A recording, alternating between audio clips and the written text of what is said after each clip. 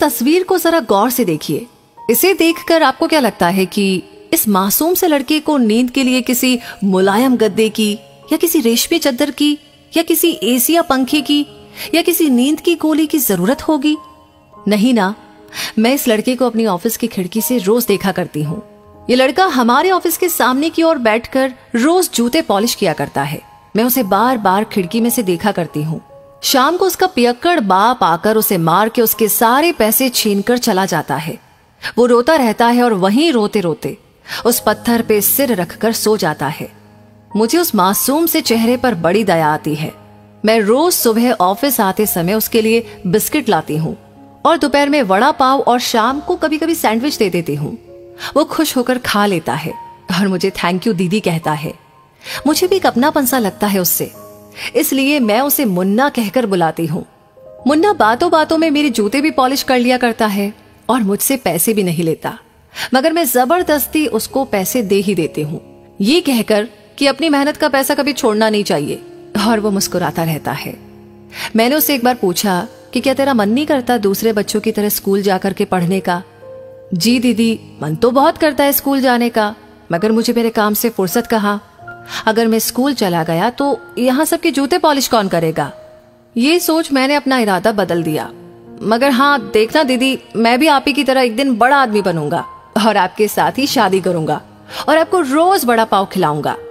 उसकी बातें सुनकर मुझे हंसी आ जाती और मैं उससे कहती कि उसके लिए पहले तू बड़ा तो हो जा।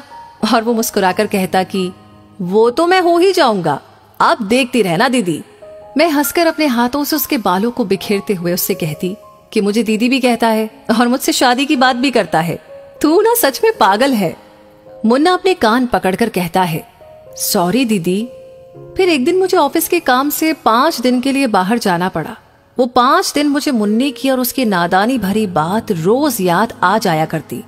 5 दिन बाद जब मैं अपना काम खत्म करके ऑफिस पहुंची, तब मैंने अपनी कार में से उतरते हुए देखा कि मुन्ना हमारे ऑफिस के सामने जहां रोज बैठता था, वहां कुछ लोगों की भीड़ जमा हुई थी। मैं भागती हुई पहले उधर गई। सबको हटाकर मैंने देखा तो मेरी सांसें ही रुकने लगी। मुन्ना जमीन पर लेटा हुआ था, उसके सिर से खून भी बह रहा था और उसका पियक्कड़ बाप उसकी जेब में से रुपए निकाल रहा था। मैंने गुस्से से उसके बाप को धक्का लगाया। फिर मैं मुन्ने को उठाकर डॉक्टर के पास ले गई और डॉक्टर को कहा कि जरा देखिए इसे क्या हो गया है। ये अपनी आंखें नहीं खोल रहा और कुछ बोलता भी नहीं। डॉक्टर ने मुन्ना को चेक करके बताया कि आपने इसे यहां लाने में थोड़ी देर कर दी है। ही इज नो मोर। और लगता है इसने कुछ दिनों से कुछ खाया नहीं और इसकी चोट देखकर लगता है कि किसी ने इसे बहुत मारा भी है। ये सुनकर मेरी आंखों से आंसुओं की बरसात होने लगी। मुझे गिरते गिरते डॉक्टर ने संभाला और कुर्सी पे मुझे बैठाते हुए कहा कि आप बैठ जाइए और अपने आप को संभालिए, और पूछा कि ये लड़का आपको कहाँ मिला और ये आपका लगता क्या है? मैंने रोते हुए कहा, ये मुन्ना है, जो मेरा कुछ ना होकर भी मेरा सब कुछ है, जो अब नहीं रहा। शायद मैं जरूरी काम से इतने दिन बाहर ना गई होती। शायद मैंने किसी को बोल दिया होता कि मेरे मुन्ने को रोज वक्त पे खाना खिला देना। शायद इसके बारे में मैंने पहले कुछ सोचा होता तो शायद आज ये मेरे सामने मेरे साथ वड़ा पाव खा रहा होता और मुस्कुरा के कहता, थैंक यू दीदी। मगर अब ये एक सपना बन गया है मेरे लिए। तभी डॉक्टर ने कहा, आप इसका जिम्मेदार अपने आप को मत ठहराइए। ऊपर वाले की मर्जी के आगे हम कुछ नहीं कर सकते। शायद ऊपर वाला भी यही चाहता होगा। हाँ डॉक्टर साहब, आप शायद सच ही कह रहे हैं। अच्छा ही हुआ, वरना इसका बाप इसे रोज रोज मारता रहता। आखिर कब तक ये सहता रहता। चलो, इस मार से तो इसे मुक्ति मिली। ये कहते हुए मैं उसे अपने हाथों से उठाकर वहां से ले गई और उसे अच्छे से दफना दिया।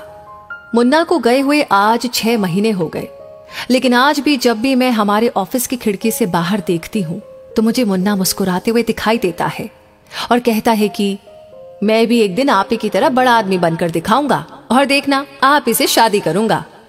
उसकी आवाज आज भी मेरे कानों में गूंज रही है। उसका मुस्कुराता हुआ चेहरा आज भी मेरी नजरों से हटता नहीं और आज भी मेरा मन यही कहता है कि काश उस दिन मैं काम से बाहर ना गई होती तो शायद मुन्ना यूं भूखा पेट ना रह पाता। जो रिश्ते दिल से जुड़े होते हैं उन रिश्तों का कोई नाम नहीं होता, मगर वो रिश्ता हमें उम्र भर याद जरूर रह जाता है। तो बात सिर्फ 10 रुपए के बिस्किट, 10 रुपए का वड़ा पाव और 20 रुपए की सैंडविच की थी, जिससे किसी की भूख अगर मिट सकती है तो उस भूखे को रोटी खिलाना भी भगवान की पूजा के बराबर ही है। ये सोचकर हर महीने अपनी कमाई में से कुछ पैसे अनाथालय में दे देती हूँ। तो दोस्तों, भूख क्या होती है और रोटी की कीमत क्या होती है, ये एक गरीब के अलावा कोई नहीं जान सकता, जो एक रोटी के लिए पूरा दिन काम करते हैं। और अगर वही रोटी उससे कोई छीन ले तो उस बच्चे की क्या हालत होती होगी, ये मैंने देखा है। तो फिर ये तो एक नन्हा फरिश्ता था जो किस्मत का मारा था, जिसे मैं शायद ही कभी भुला पाऊं। तो कुल मिलाकर बात यह है कि अगर किसी को 2 वक्त की रोटी देने से किसी की जिंदगी बच सकती है, और अगर वो देने वाले हाथ हम बन जाए, तो शायद कोई गरीब लड़का यूं भूखे पेट कभी ना सोएगा और ना ही भूख से तड़प कर मरेगा। और इस नेक काम के लिए हमारे ऊपर भी एक हाथ है, वो भी कभी हमसे नहीं हटेगा, इतना मुझे पक्का यकीन है। तो दोस्तों, इस वीडियो से आपको क्या सीख मिलती है, कमेंट बॉक्स में लिख करके अपनी राय जरूर दें और इस वीडियो को ज्यादा से ज्यादा शेयर करें। आपका हर एक लाइक, हर एक शेयर हमें मोटिवेट करता है ऐसी ही प्रेरणादायक कहानियां आपके सामने लाने के लिए। साथ ही हमारी हर वीडियो को सबसे पहले पाने के लिए हमारे पेज को फॉलो करना ना भूलें। धन्यवाद।